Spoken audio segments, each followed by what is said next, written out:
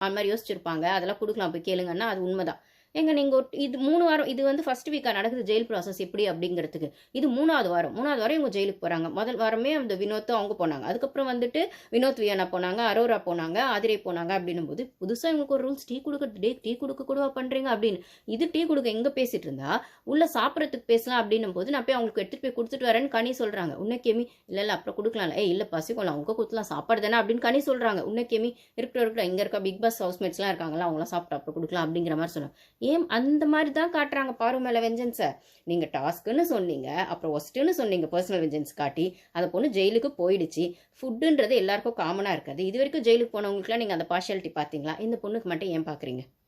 அப்போ அந்த பொண்ணு கையை வச்சா குத்தம், காலை வச்சா குத்தம், உட்காந்தா குத்தம், நின்னா குத்தம்னா அந்த பொண்ணுக்கு எப்படி ஃபீல் ஆகும்? ஸோ எல்லாருக்குமே ஒரு ஹீலிங் ப்ராசஸ் இருக்குங்க. டக்குன்னு அஃபண்ட் ஆகிறவங்க இருப்பாங்க. டக்குன்னு ஒரு சீரியஸ் மூடுக்கு போகிறவங்க இருப்பாங்க. ஒரு ஜோக் அடிச்சா கூட. ஆனால் அதுலேருந்து ஹீல் ஆகி வரத்துக்கு ஒவ்வொருத்தருக்கான ஒரு டைம் பீரியட் இருக்கும். அப்போ அந்த டைம் பீரியடை ஒன்று அவங்களுக்கு கொடுக்கணும். இல்லைனா அந்த டைம்குள்ளே போய் அவங்கள டிஸ்டர்ப் பண்ணாமல் இருக்கணும். அவங்களா வர வரைக்கும். நீங்கள் ரெண்டும் இல்லாமல் அந்த பொண்ணு யோசிச்சு வெளில வரத்துக்குள்ளே அடின்னு அடிக்கிறீங்க. ஒரு ஜட்ஜ்மெண்ட்டில் அந்த பொண்ணு போய் இப்படி தான் இப்படி தான் அப்படின்னு அடிக்கிறதுக்குள்ள அந்த பொண்ணுக்கு என்ன நம்மளை மட்டும் தான் அடிக்கிறாங்க, நம்மளை மட்டும் தான் அடிக்கிறாங்க. அது அப்படிங்கிறது இன்னும் பர்சனலாக அவளுக்கு ஃபீல் ஆகுதுன்னும் போது ஸோ ஒவ்வொருத்தருக்கான அது வந்து எல்லாராலையும் அந்த ஹீலிங் பீரியடை சீக்கிரம் கொண்டு வர முடியாது. ஓகே நேற்று திட்டினாங்க இன்னைக்கு சரியா போயிடும், நம்ம சகஜமாக பேசலாம், எல்லாரும் ஒரே வீட்டில் இருக்கோம் அப்படின்னு. அதையும் மீறி ஒரு சிலர் வருவாங்க. இப்போ பாருக்கு இன்னைக்கு எல்லாம் இருக்கிற கேள்வி அதுதான். இவங்க என்ன பண்ணாங்கன்னா ஆக்சுவலி பார்த்தா கலையை கூப்பிட்டு கேட்குறாங்க. இந்த மாதிரி வந்து நேற்றுலேருந்து இங்கே இருக்க வினோத் அண்ணனாவது வந்து பார்க்குறாரு கமருதீன் ஃப்ரெண்டுனால. என்னை வந்து நீங்கள் யாருமே என்ன ஏதுன்னு கூட கேட்கல. திவாகர் வந்து இந்த பக்கம் கூட எட்டி பார்க்கல.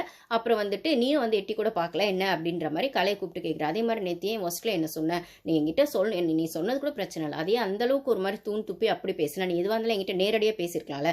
அப்போ இத்தனை வாரம் உன்னை நம்பி பழகினதுக்கு திவாகர் அண்ணனும் அப்படி பண்ணாரு, நீ அப்படி பண்ணனா அப்போ நான் தான் உங்களை நம்பியிருக்கேனான்னு ரொம்ப அந்த பொண்ணு மனசுடைஞ்சு பிரேக் டவுன் ஆகி தான் கேட்டுச்சு. அவன் வாயே தோற்கலை. அப்படியே அழுத்தமாக இருந்தான். அப்படி போன வாரம் 2 வாரமாக அவங்க 2 பேருக்கும் சப்போர்ட் கொடுத்ததே இந்த பொண்ணு தான். இவனுங்களை 2 பேரும் எவனுமே சீண்டவே இல்லை. திவாகரையும் சரி கலையரசனையும் சரி.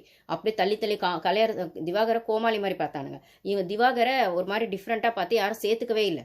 அதனால தான் நாமினேஷனையும் குத்துனாங்க. அப்படி இருக்கிற பட்சத்தில் இந்த பொண்ணு மட்டும்தான் அவங்க கூட ஒரு ஃப்ரெண்ட்ஷிப் மெயின்டைன் பண்ணி அவ்வளோ க்ளோஸாக இருந்ததுக்கு இதெல்லாம் 1 ஹவரில் வரல. அவ்வளோ க்ளோஸாக இருந்ததுக்கு இதுதான் நீங்கள் பண்ணுறதான்னு எனக்கு தோணுச்சு. எனக்கு அது புரியவே இல்லை. அவன் பண்ணது சுத்த அநியாயம். சரி திவாகர் கான்ஃப்ளிக்டையாவது அவர் சைட்லேயும் கொஞ்சம் சரி இருக்குது, இவங்க சைட்லேயும் தப்பு இருக்குன்ற மாதிரி இருக்கலாம். ஆனால் கலையரசன் பண்ணது சரியான விஷம். ஓகேவா? அப்போ அந்த பொண்ணு கேட்டாக்கா, இல்லை நான் வரலான்னு நினச்சேன், வந்தால் அப்புறம் உன்னை பார்க்க கஷ்டமாக இருக்கும் எனக்கு, அது பேசணும் ஏன்டா செய்யலாம் செஞ்சுட்டு பின்னாடா கஷ்டமாக இருக்கும் அப்படின்ற மாதிரினா, இல்லை நான் இது பேசுனதுக்குலாம் ஒன்றும் ஃபீல் பண்ணல, அதுக்கெல்லாம் நான் எதுவும் ஃபீல் பண்ணல, அதெல்லாம் சரிதான் அப்படின்னு திருப்பி பாரு கேட்குது. அப்போ